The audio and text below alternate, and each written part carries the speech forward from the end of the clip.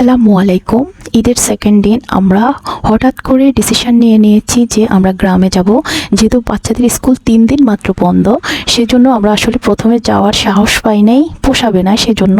এখন হঠাৎ করে যেহেতু সিদ্ধান্ত নিয়েছি, পরিবারের সবাই মিলে রওনা দিয়ে দিয়েছিলাম।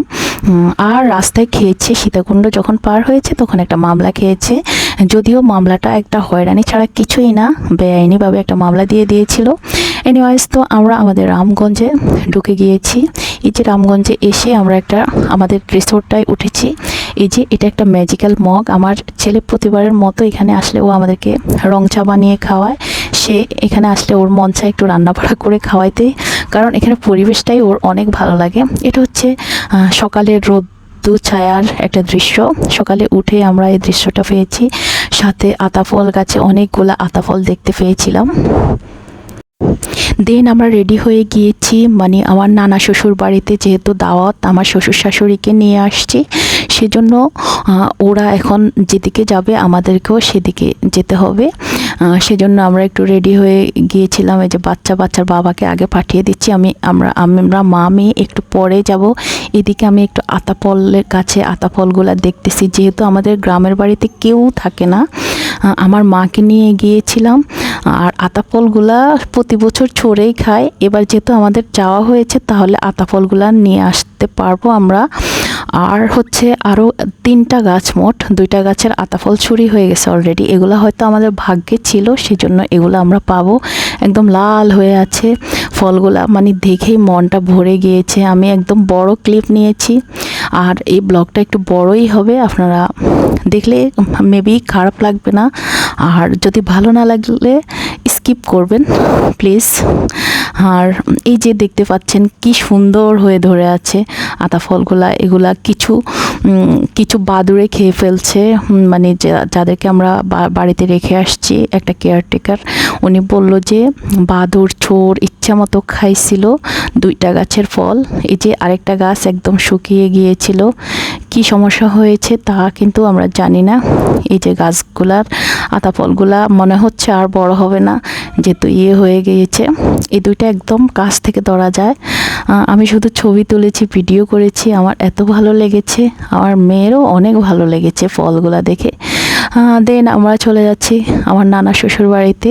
যাওয়ার পথেই এক আত্মীয়র বাসায় আমাদেরকে ডাব খাওয়ার জন্য ধরেছে, তা আমি আর নামি নাই, যেহেতু প্রচুর গরম পড়তেছে। সেজন্য ওরা গাড়িতে এসে ডাবটা সার্ভ করে দিয়েছে। এই যে নানা শ্বশুর বাড়ি যাচ্ছে, এটা হচ্ছে রামগঞ্জের মধ্যে রামনগর একটা গ্রাম। তারপর হচ্ছে নানা শ্বশুর বাড়িতে এই যে ঘরটা অনেক সুন্দর, বেশ বড়। ওরা 2টা ইউনিট করেছে, 2 ভাই থাকতেছে, মানে হচ্ছে আমার শাশুড়ির ভাইয়ের ছেলে। হ্যাঁ, যেহেতু শাশুড়ির এখন আমার নানা শ্বশুর, তারপর নানি শাশুড়ি, ওরা সবাই মারা গিয়েছে। এই যে বাড়িটা অনেক সুন্দর, খোলামেলা, বারান্দাটাও বেশ বড়। এটাই আমার মানে নানা শ্বশুরের মেন ঘরটা। এই যে, তা আমরা ওখানে খাওয়া দাওয়া শেষ করে এবার আমরা আমাদের শ্বশুর বাড়িতে আসতেছি। যেহেতু আমি আমার বাবার বাড়িতে রাতে থেকেছি, এবার বিভিন্ন জায়গায় আমি বেড়াবো, মানে স্টে করেছি আমার বাবার বাড়িতে, কিন্তু ওখান থেকে বিভিন্ন জায়গায় এবার বেড়াবো। এই যে এটা হচ্ছে আমার শ্বশুর বাড়ি, নানা শ্বশুর বাড়ি থেকে নিজের শ্বশুর বাড়িতে আসছি। আর আমার শ্বশুরের ঘরের ছাদের উপরে উঠেছি। এখানে আমার চাচা শ্বশুর থাকে, ওনাদেরকে ঘরটা করে দেওয়া হয়েছে। আর আমরা মাঝে মাঝে গেলে এখানে থাকি, তেমন থাকা হয় না অবশ্য, তারপরও গেলে 2-1 দিন যাই থাকি, এখানে উঠি আমরা। এই হচ্ছে রাতের দৃশ্য। এটা হচ্ছে জেঠি শাশুড়ির ঘর। রাতে এখানে আমরা খেয়েছি খাবার। এই ডাবগুলা আমার বাবার বাড়ির গাছের ডাব, কারণ আমরা চিটাগং, মানে যেহেতু আমার আম্মা, আমরা সবাই চিটাগং থাকি, তো আমাদের ডাব, নারিকেল, সুপারি যা আছে সব চড়ে খায়, কারণ দেখে কন্ট্রোল করা যায় না আসলে গ্রামে। তো এখন আমরা যেহেতু গিয়েছি, সেজন্য সব কিছু পেরে এখন একসাথ করেছি। চিটাগং বস্তা করে নিয়ে আসবো। ওদিকে কাঁঠালও কয়েকটা ফেরে ওগুলাও নিয়ে আসছি, ওইটার ক্লিপ অবশ্য নিয়ে নেই। এই যে বেশ ভালোই আতাফল ধরছে। আমার ছেলে একদম নিজের মাদুরে মিশিয়ে নিচ থেকে একদম টেনে টেনে ফলগুলাকে ছুরি দিয়ে কেটে কেটে নিচ্ছে। এই ফলটা খাওয়ার চেয়েও আনন্দ বেশি পাচ্ছে পাড়ার মধ্যে ছেলে পারতেছে আর মেয়ে খুঁজতেছে। এই যে কি সুন্দর করে আমিও খুঁজতেছি, মনে হয় যেন একটা ছোটোবেলার ফিল পাচ্ছি এই আতা ফলগুলার মধ্যে। কিছু আতা ফল ধরেছে একদম মানে অনেক উপরে, যেগুলার মানে হাতের নাগালের বাহিরে। সেই আতা ফলগুলা একটা ছেলেকে ডেকে আমি এই যে পাড়িয়ে নিচ্ছি। ও একদম গাছের আগায় উঠে গিয়েছে, আপনারা দেখতেই পাচ্ছেন। তো ওখান থেকে ও সুন্দর করে পেড়ে উপর থেকে ফেলতেছে। প্রায় 8-10 কেজির মতো হয়েছে মেবি, যদি আমি আন্দাজ করে বলতেছি। খুবই মজার ছিল ফলটা, একদম ভালোভাবে। বাচ্চারা অবশ্য বিচির জন্য খেতে চায় না, কিন্তু নিজের হাতে যেহেতু পেড়ে আনছে তাহলে ওরা মানে মানে মজা করে খেয়েছে। যে আমার মেয়ে দৌড়ায় সবগুলা ফলকে একসাথ করতেছে। এই হলো আমাদের ফলগুলা আমরা মানে চিটাগং নিয়ে আসার জন্য রেডি করেছি।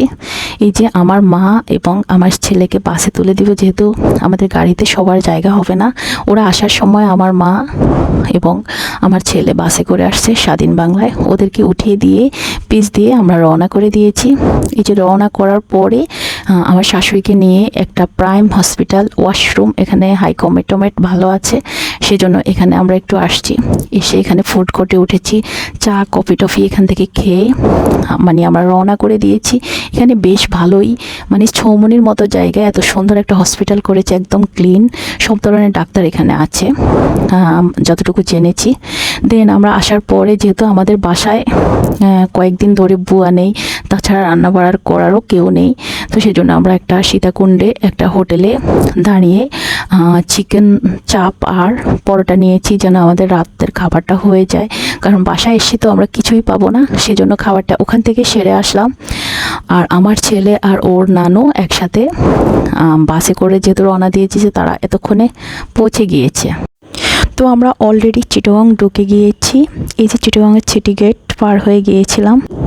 পরের দিন সন্ধ্যার পরে আমরা একটু আমার ছোটো বোনের বাসায় গিয়েছিলাম, যেহেতু আতা ফলগুলো আমরা একসঙ্গে নিয়ে আসছি। ওখান থেকে অর্ধেক আতা ফল ওকে দিয়েছিলাম, কাঁঠাল আনছে, মানে সবগুলা ডিস্ট্রিবিউট করেছি, কার কার বাসায় দিয়েছি এগুলা।